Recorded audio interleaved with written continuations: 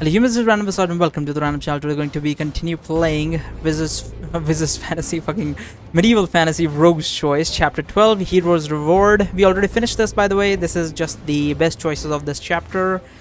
And hopefully this is less fucked because I got like really shitty ranking on the fucking stats screen. So let's see how this goes with a walkthrough.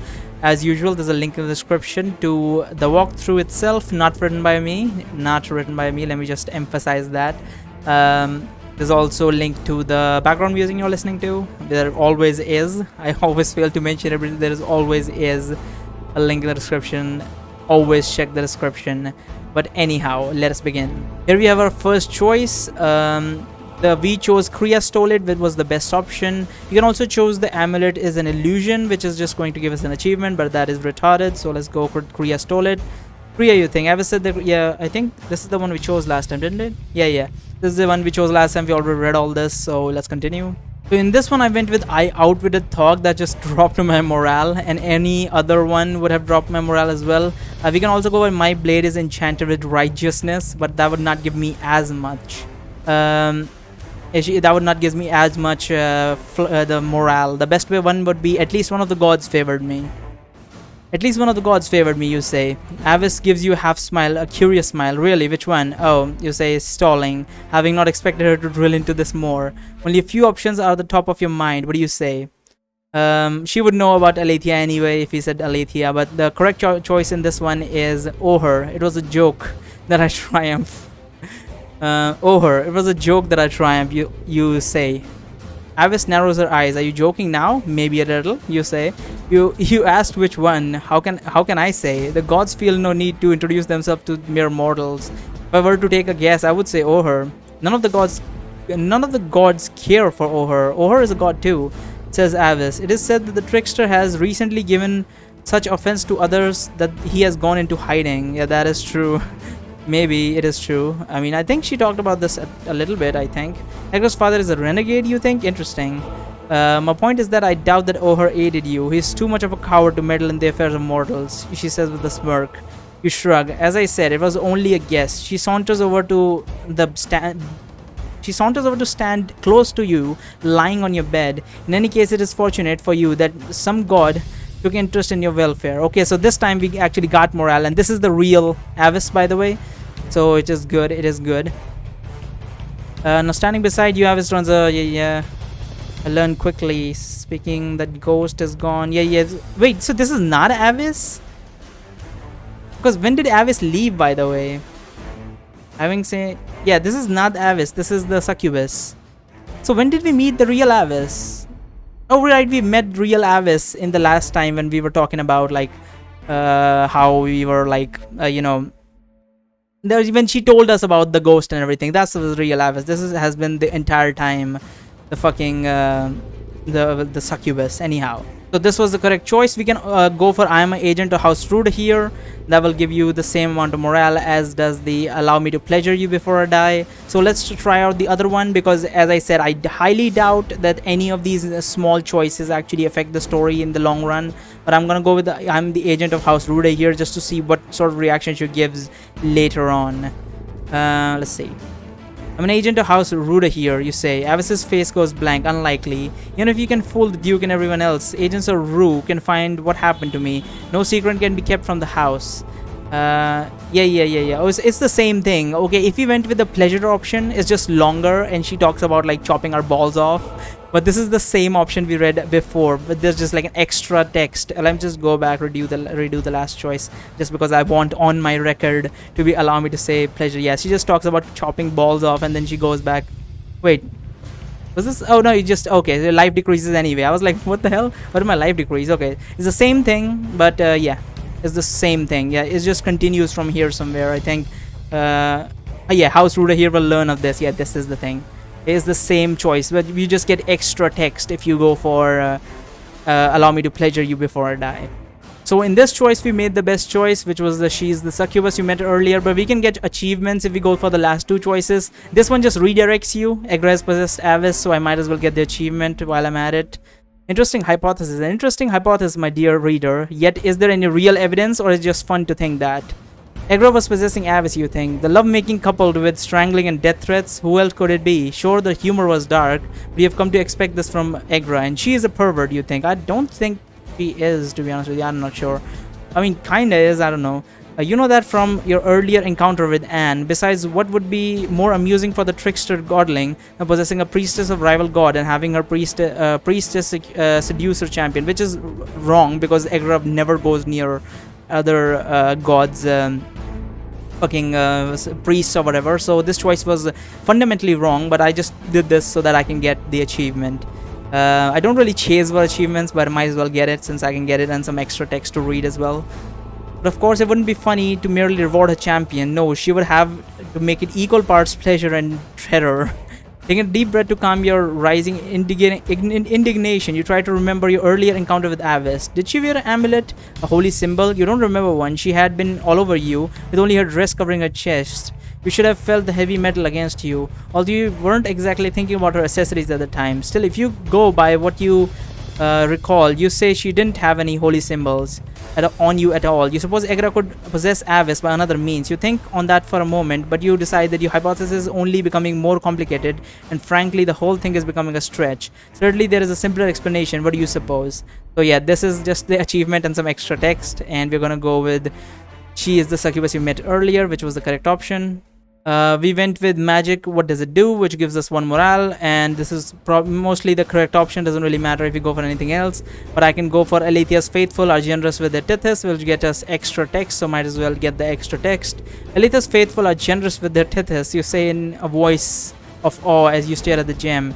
You look up long enough to see what you hoped for. The corner of Avis's mouth turns up into a hint of a smile. Let her believe I still buy her ruse, you think. Less chance she will slay me. Wealth is nothing to a mortal soul, says Avis. They pay with the trinket and are rewarded for eternity. I hope I shall have such a reward, you say. Bring me back useful news of Inuxis' whereabouts, and you will be rewarded beyond your imagination, she says, her intense blue eyes leveled on you. Carefully, you place the glowing gem back into the bag and give Avis the goofiest, most naive grin you can muster. That is ridiculous, but okay. Moving on. This was the correct option if that's what Aletheia wants. This was the middle line option. I went with Warhorse, the girl's bodyguard. If I went with Dragon, Maiden, Avis's servant, that wouldn't make sense, and that would decrease my morale. But I'm gonna go with Rooster, Slayer of Thog Monster. Let's see what that does, considering it gives me morale. Achievement unlocked, Superstar. What the fuck is that photo? Okay. Fame means millions of people have the wrong idea of who you are. Erica Jong, that's good. Rooster, Slayer of Thog's Monster, you say, projecting your voice and puffing out your chest. It's not a particularly catchy title, and you doubt it will stick. You have considered calling yourself Rooster the Godling Slayer, but it's probably a bad idea because Godling is not something everyone knows that thing was a Godling. But that sounds like a joke next to Inuxis the God Slayer. The man you're supposed to be finding out about. Yeah, that is true. The guard tilts his head and his eyebrows shoot up. You are the one who slew that thing? Can't be, says the other guard, his large mustache pushing out at you. First off, everyone knows that the giant is taller than this man, that is clothed in bear skin. The giant is from beyond the Dragon Tooth Mountains. This man looks like he's from... Who are we talking about? The giant with giant? Are we talking about the big statue? I don't know. The guard shrugs as he looks over you, from somewhere in these parts maybe.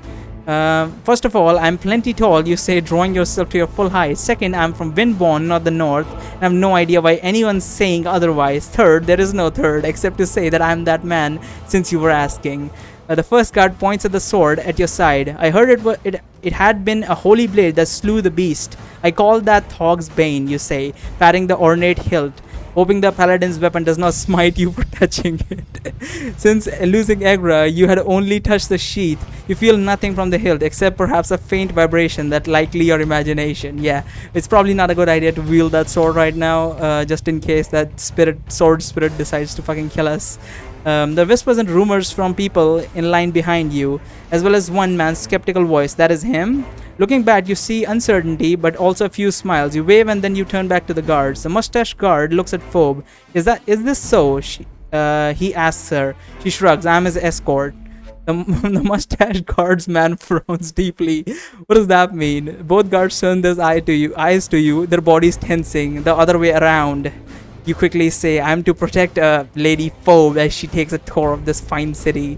Lady Phoebe, says the mustache guard. Never heard, nor would you, you say, interrupting him. As I said, she's taken a tour of this fine city precisely because she hearkens from far away. And where would that be? Says the guard. Let the hero pass, someone shouts from further back. Hero or not, we wish not to get on with our day, shouts someone else. There's laughter and you feel a slap on your back. An older man, a series of thick gold chains hanging around his neck, is smiling at you. We owe you our thanks. The first guard bows and motions for you to pass. The first one with the mustache then follow his lead with a bow on his own. Oh, they actually bowed. That's fucking amazing. And funny enough, this was the correct option. Send Phoebe in to give a message. Other ones would decrease my morale. So let's send Phoebe in again. This was again the correct option. Bonebrow might know where Nuxus is because she was trying to get the demon to shut the fuck up. So we'll go with that again. And as I guessed, going through the window will actually kill you. Holy shit, I actually expected to lose some life, but I did not expect to just die straight up if you go in through the window. So this was the correct option. Try to convince Pyria to give you the key.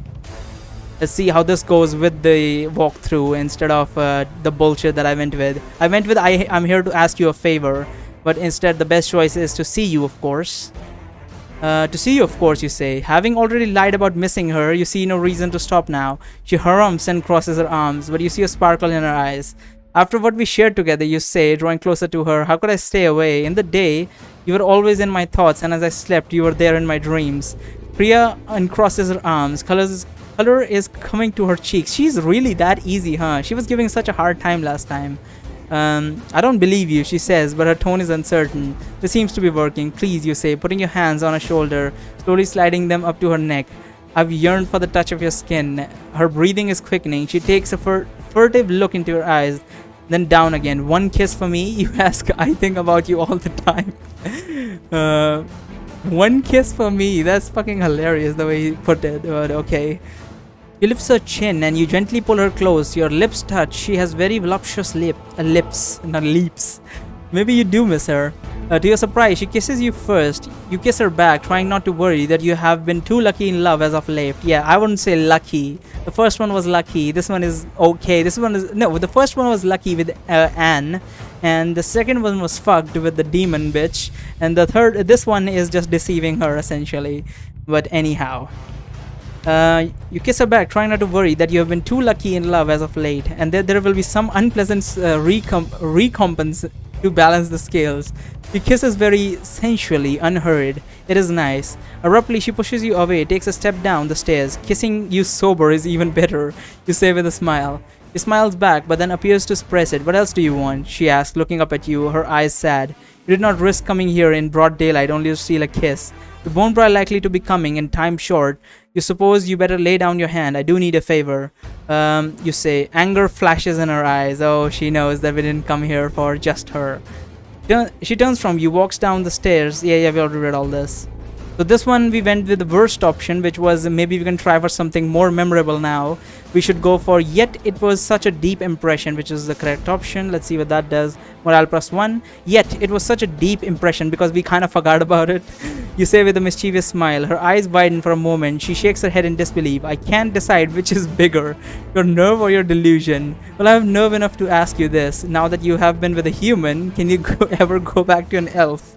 I've been with men before you, she says, waving her hand dismissively. Never with a hero, I wager, you say, standing up and taking a step forward.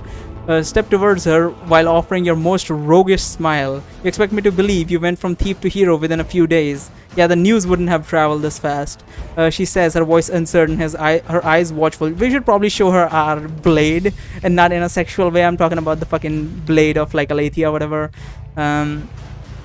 Her eyes watchful. Best you allow me to prove it to you, you say, taking another step. I have to admit, you're enjoying this. She takes a deep breath as though rallying herself and steps back, putting up her hands to fend you off. Tell me of this favor you wish of me. Oh, this is going way better. Like last time she was fucking us over and like talking bullshit all the way. So I went with the second last worst option. The worst option I could have gone with you're afraid for Kriya, but you left something in there was the worst option as well. So I'm gonna go with the first one because that's the best option we can go for. Is she stole from you? Not a lot of choices in this chapter, but it is a big chapter still. You stole from me, you say, morale +1. She stole from you. Priya says only now. Her frown is turning into a satisfied smile. Perhaps there is justice after all. I'm glad you're enjoying my misfortune, you say. Not misfortune, says Priya, spreading her fingers to the air, her eyes turned up to heaven. Justice. So I stole a bow from that cranky elf of yours, you say. With his temper, no sense of humor, he was bound to just shoot some poor sword for no reason. Out of this town, you spread your fingers to the air, mirroring what Priya did, as though communing with the gods. Favor. If you're mimicking of her gesture bothers her, it's not showing. She's smiling at you. A cute smile. You must say half-elves really are adorable. There's a show called Newgate. There's also some half-elves in that one. God damn, they're fucking hot. So if you can check that out. It's not a show. It's not an anime. It's a manga. Regardless, maybe you did, she chuckles. Either way, it doesn't mean that I'm going to dishonor my stewardship of the keys of this inn because you say she stole from you. As fun as it is to watch Priya smile, you suppose you have wasted enough time. Your business to attend to with Bone Brown Kriya had already had too much of a head start on you. Right. That is true. Turning to the side to hide what you are doing, you fish inside the pouch inside your cloak and pull out 2 gold coins. Now this time I spent 2 gold coins. Pay attention to that. Last time I gave her 4 gold coins and then gave her another gold coin for the panties. So I'm still probably going to give her the gold coin for the panties. So this is going to be come out to 3 gold coins instead of 5 that were last time. We then turn back to Priya. And what does the key steward think of the king's highest denomination? Yeah, this is gold coins. This is not copper or silver coins. This is gold coins. King's highest denomination. You hold out one of the coins, allowing her to see the king's head stamped onto one of the large coins. She bites her lip and is silent. If you have 2 of those, we have a deal. The key steward has asked for 2 heads of the king, you say with a flourish. Very well. You say as you use sleight of hand to produce the other coin that you had. Oh shit, that's so cool. Holy shit, how did I miss this option? That is so cool. Look what he did. He took out 2 coins. He gave her 1 coin. Then she was like, I would require at least 2 coins. So he already knew she would ask for another coin. So he had it like up his sleeve. So he like essentially did that little trick where you go to like little kids' ears and go behind their ear and go like, look at this. Like I pulled out a penny out of your fucking ear or something. You see, he essentially did this in front of her. And like a magician and brought out 2 coins instead of 1. That is so cool, dude. That's so cool. We were such a fucking pansy in the last one when I was making choices. Very well, you say as you use sleight of hand to produce the other coin that had correctly anticipated nearing. He gently laughs into her sleeve. Finally, she says, very well, you will be given entrance, but I will watch you. Take nothing other than this supposed stolen necklace of yours. Done. You say, thrusting out your hand. I just need enough time to take a look what she has stolen. She looks at you apprehensively before shaking her hand. You pull her hand up to your lips and give it a gentle kiss. She rolls her eyes and turns to the door. That went so much well. That went so much better than the fucking last time. Like, holy shit. Now, this is going to go straight shit as it did last time because there are no other choices to make, which is probably going to be talking about like how I'm sniffing panties or whatever. Yeah, still sniffing panties. I'm probably going to give her 1 more coin or whatever for it. Am I going to give her another coin? Grab a cloak full, underwear, this and that. As you claiming that she stole that lady's intimates from you. I won't aid a thieving deviant. Yeah, he pulled out a coin. So he spent 3 gold coins. Last time he spent 5 and the situation was a lot more fucked than it is today. So that's fine. So yeah, that's it. I think there's no other choices to be made. And there's so much text in this one. Yeah, highest rank. 440 and we got the fearless, cunning and lovable rogue. Holy shit.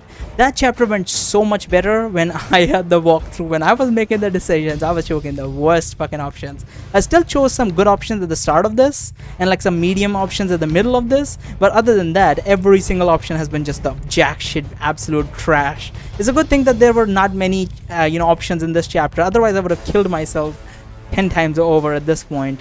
But okay. Anyhow. That was it. I'm gonna see you in the next chapter, which is going to be chapter 13. Let's see what that one is. Bye bye.